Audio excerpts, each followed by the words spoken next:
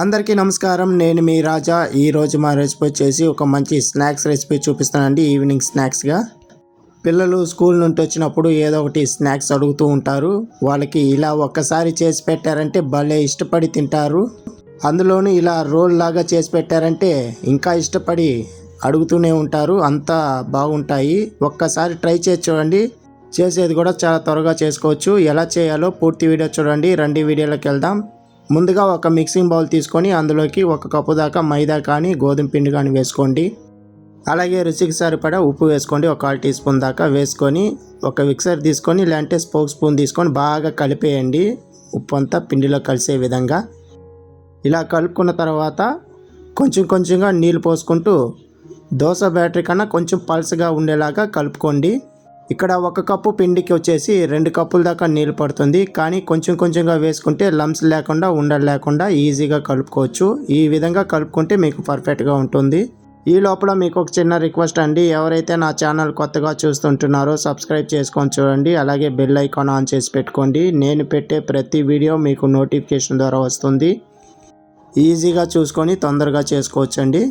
ఇంకా ఈ ఛానల్లో మంచి రెసిపీలు ఉన్నాయండి. బ్రేక్ఫాస్ట్ రెసిపీలు ఉన్నాయి, స్నాక్స్ రెసిపీలు ఉన్నాయి. అవి కూడా చూసి చేసుకొని తినండి. ఇలా అంతా కలుపుకున్న తర్వాత ఇందులోకి ఒక కోడిగుడ్డుని కొట్టు పోసుకోండి. కోడిగుడ్డు వేయటం వల్ల టేస్ట్ అనేది బాగుంటుంది. గుడ్డు తినని వాళ్ళైతే 1/4 కప్పు దాకా కాచి పెట్టుకున్న పాలు కూడా పోసుకొని చేసుకోవచ్చండి. చూడండి, పిండి వచ్చి ఈ విధంగా ఉండాలండి. ఇంత పల్చగా ఉంటేనే సరిపోతుంది. ఇప్పుడు మూత పెట్టుకొని పక్కన పెట్టేసుకుందాం. దీని తర్వాత దీనిలోకి ఒక స్టఫింగ్ అనేది రెడీ చేసుకుందాం. ఒక మిక్సింగ్ బౌల్ తీసుకోండి. అందులోకి ఒక మీడియం సైజు ఉల్లిపాయని ఈ విధంగా స్లైస్గా కట్ చేసుకొని వేసుకోవాలి. అలాగే ఒక క్యారెట్ని ఇలా సన్నగా తురుముకొని వేసుకోవాలండి. అలాగే 1/4 కప్పు దాకా క్యాబేజీని కూడా సన్నగా తురుముకోండి. లేకంటే ఈ విధంగా కట్ చేసుకొని కూడా వేసుకోవచ్చు. అలాగే ఇందులోకి ఒక 1/2 టీ స్పూన్ దాకా కారం వేసుకోండి. 1/4 టీ స్పూన్ దాకా మిరియాల పొడి కూడా వేసుకోండి. అలాగే ఒక 1/2 టీ స్పూన్ దాకా చాట్ మసాలా వేసుకోండి. చాట్ మసాలా వేయటం వల్ల టేస్ట్ అనేది ఇంకా అద్దిరిపోతుంది. రుచికి సరిపడా ఉప్పు వేసుకొని ఒకసారి అంతా బాగా మిక్స్ చేసుకోవాలండి. చాట్ మసాలా వేయటం వల్ల రుచి మాత్రం చాలా బాగుంటుంది. పిల్లలు కూడా చాలా ఇష్టపడి తింటారు ఈ విధంగా చేసి పెట్టారంటే. ఇప్పుడు మనకు స్టఫింగ్ అనేది రెడీ అయిపోయింది. ఇది పక్కన పెట్టుకొని స్టవ్ మీద ఒక ప్యాన్ కానీ తవా ఫ్రై కానీ పెట్టుకొని అందులోకి కొంచెం నూనె రాసుకోండి. నూనె రాసుకున్న తర్వాత ఒక గెరెట్ నిండా పిండి తీసుకోండి. పిండి ఈ విధంగా పోసుకొని కొంచెం స్ప్రెడ్ చేసుకోండి. నేను వీడియోలో చూపించే విధంగా స్ప్రెడ్ చేసుకోండి. మంట వచ్చేసి మీడియం మంట మీద పెట్టుకొని 2 వైపులా అటు ఇటు తిప్పుకుంటూ కాల్చుకోండి. అలాగే కొంచెం ఆయిల్ పైనంతా రాసుకుంటూ కాల్చుకోండి. చాలా అంటే చాలా త్వరగా అయిపోతుందండి. చాలా సింపుల్గా చేసుకోవచ్చు. ఇంట్లో ఏమి లేనప్పుడు సింపుల్గా ఈ విధంగా చేసి పెట్టారంటే బయటకు వెళ్ళి కొనాల్సిన అవసరం లేదు.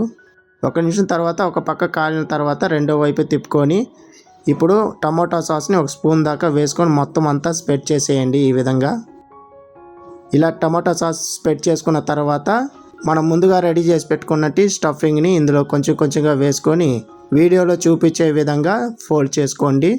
పిల్లలు స్కూల్ నుండి వచ్చేటప్పుడు అలసటగా ఉంటారు, ఆకలి అవుతుంటుంది కాబట్టి ఏదో ఒకటి తినాలనిపిస్తూ ఉంటుంది. సో అలాంటి టైంలో ఈ విధంగా చేసి పెట్టారంటే చాలా ఇష్టపడి తింటారు. 1కి 4 తింటారు. అంత కమ్మగా అంత రుచికరంగా ఉంటుంది. తప్పకుండా మీరు కూడా ట్రై చేసి మీకు ఎలా వచ్చిందో ఫీడ్బ్యాక్ నాకు చెప్పండి. ఈ రెసిపీ మీకు నచ్చినట్లయితే ఒక లైక్ కొట్టండి. వీడియోకి ఇంకా సపోర్ట్గా ఉంటుంది. వీలైతే మీ ఫ్యామిలీ మెంబర్స్కి, ఫ్రెండ్స్కి షేర్ చేయండి. అలాగే సపోర్ట్ చేయండి. రెడీ అయిన తర్వాత సర్వ్ చేసుకొని తినటమే. కానీ ఇందులోకి మనం స్టఫింగ్ లోపల సాస్ వేసాం కాబట్టి అలాగే తినొచ్చు. ఈ వీడియో మీకు నచ్చినట్లయితే లైక్ చేయండి, షేర్ చేయండి, కమెంట్ చేయండి. మరిన్ని వీడియోస్ కోసం నా ఛానల్ సబ్స్క్రైబ్ చేసి పెట్టుకోండి. ఇలాంటి స్నాక్స్ రెసిపీలు మరిన్ని మీకు చూపిస్తాను. ఈ వీడియో పైన మీ అభిప్రాయం చెప్పండి. మీకేమన్నా డౌట్ ఉన్నట్టయితే నన్ను అడగండి. తప్పకుండా రిప్లై ఇస్తాను. మళ్ళీ వీడియోలో కలుద్దాం. ధన్యవాదాలు.